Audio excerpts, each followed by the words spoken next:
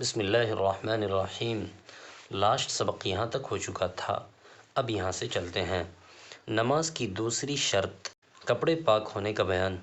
سوال، کپڑوں کے پاک ہونے سے کیا مراد ہے؟ جواب، جو کپڑے نماز پڑھنے والے کے بدن پر ہو، جیسے کرتا پائجامہ، ٹوپی، عمامہ، اچکن وغیرہ، ان سب کا پاک ہونا ضروری ہے، یعنی اس میں سے کسی پر نجاست غلیظہ یا 1 درہم سے زیادہ ہونا اور نجاست خفیفہ کا چوتھائی کپڑے تک نہ پہنچنا نماز جائز ہونے کے لیے شرط ہے۔ پس اگر نجاست غلیظہ 1 درہم یا اس سے کم اور نجاست خفیفہ چوتھائی کپڑے سے کم لگی ہو تو نماز جائے گی لیکن مکروہ ہو گئی۔ سوال، اگر عمامہ ایک کنارہ ناپاک ہے مگر نماز پڑھنے والے نے اس کنارے کو الگ کر دیا اور دوسرے کنارے سے عمامہ باندھ لیا تو جائز ہے یا نہیں؟ تو نماز ہوگی یا نہیں؟ جواب، جو کپڑا نمازی کے بدن سے ایسا تعلق رکھتا ہو کہ اس کے حرکت کرنے سے دوسری حرکت کرے، ایسے کپڑا پاک ہونا شرط ہے، پس اس صورت میں نماز نہ ہوگی، کیونکہ نمازی کے ہلنے سے عمامہ ضروری ہلے گا۔ یعنی اگر آپ جو عمامہ باندھے ہوئے ہیں، اگر وہ عمامہ نماز پڑھنے کی صورت میں اگر دوسرا پارٹ جو گندا ہے اگر وہ نہیں ہلتا ہے تو اس صورت میں نماز جائز ہو جائے گی۔ لیکن شرط یہاں پہ یہ ہے کہ نماز اگر آپ پڑھ رہے ہیں تو آپ کا عمامہ تو ہلے گا ہی، بدن جب ہلے گا تو عمامہ ہلے گا ہی، تو اس صورت میں آپ کی نماز نہیں۔ نماز کی تیسری شرط، جگہ پاک ہونے کا بیان۔ سوال، جگہ پاک ہونے سے کیا مراد ہے؟ جواب، نماز پڑھنے والے کی دونوں قدموں اور گھٹنوں، دونوں ہاتھ اور سجدہ کی جگہ پاک ہونا ضروری ہے۔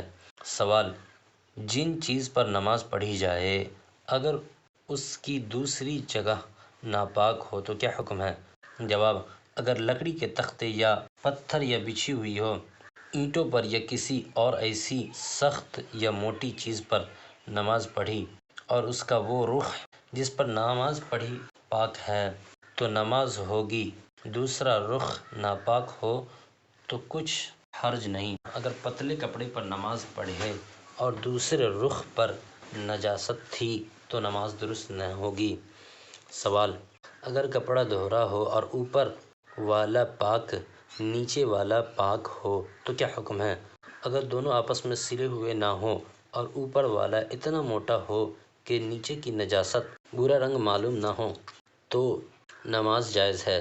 اگر دونوں تہہ کپڑے سے سلی ہوئی ہو تو احتیاط یہ ہے کہ اس پر نماز نہ پڑھیں۔ سوال، ناپاک زمین یا کپڑے یا فرش یا ناپاک کپڑے بچھا کر نماز پڑھ لے تو کیا حکم ہے؟ جواب، جبکہ اوپر والے کپڑے میں نیچے کی نجاست یا بو یا رنگ ظاہر نہ ہو تو نماز جائز ہے۔ سوال، اگر نماز کی جگہ پاک ہے لیکن کہیں آپس میں نجاست ہی اور اس کی بو نماز میں آتی ہے تو نماز ہوگی یا نہیں؟ جواب، نماز ہوگی لیکن قصداً ایسی جگہ پر نماز پڑھنا اچھا نہیں۔ نماز کی چوتھی شرط، سطر چھپانے کا بیان۔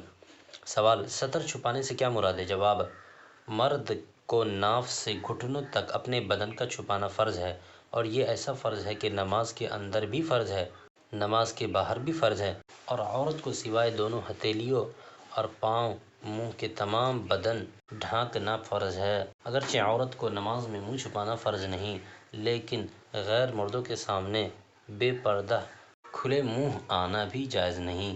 سوال، اگر سطر کا کوئی حصہ بلا قصد کھل جائے تو کیا حکم ہے؟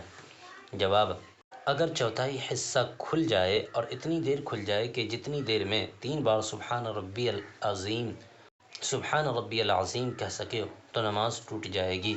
یعنی آپ نماز پڑھ رہے ہیں اور آپ کا سطر کھلا ہوا ہے اور اتنی دیر کھلا ہوا ہے کہ اتنی دیر میں اگر 3 مرتبہ سبحان ربی العظیم اگر پڑھا جائے، اگر آپ کا اس وقت کے اندر میں آپ نے سطر کو نہیں چھپایا اور کھلا ہوا رہا تو آپ کی نماز ٹوٹ جائے گی، اور کھلتے ہوئے تو فوراً ڈھانک لیا جائے تو نماز صحیح ہے۔ سوال، اگر کوئی شخص اندھیرے میں ننگے نماز پڑھ لے تو کیا حکم ہے؟ جواب، اگر کپڑا ہوتے ہوئے ننگے بدن نماز پڑھ رہا ہے تو اندھیرے میں ہو یا اجالے میں ہو نماز نہ ہوگی۔ جواب، اگر قصداً چوتھائی عضو کھلے ہوئے ہو تو کیا حکم ہے؟ جواب، قصداً چوتھائی عضو کھلتے ہیں تو نماز ٹوٹ جائے گی۔ سوال، اگر کسی کے پاس بالکل کپڑا نہ ہو تو کیا کرے؟ جواب، اگر کسی طرح کپڑا نہ ہو تو کسی اور چیز سے بدن ڈھانکے، مثلاً درختوں کے پتے یا ٹانٹ وغیرہ۔ جب کچھ بھی سطر ڈھانکنے کو نہ ملے تو ننگا نماز پڑھے، لیکن اس حالت میں بیٹھے کہ نماز پڑھنا اور رکوع سجدہ کو اشارے سے ادا کرنا بہتر ہے۔ تو اس سبق کے اندر اتنا ہی، ملتے ہیں اگلے سبق میں۔ تب تک کے لیے اپنا خیال رکھیے گا۔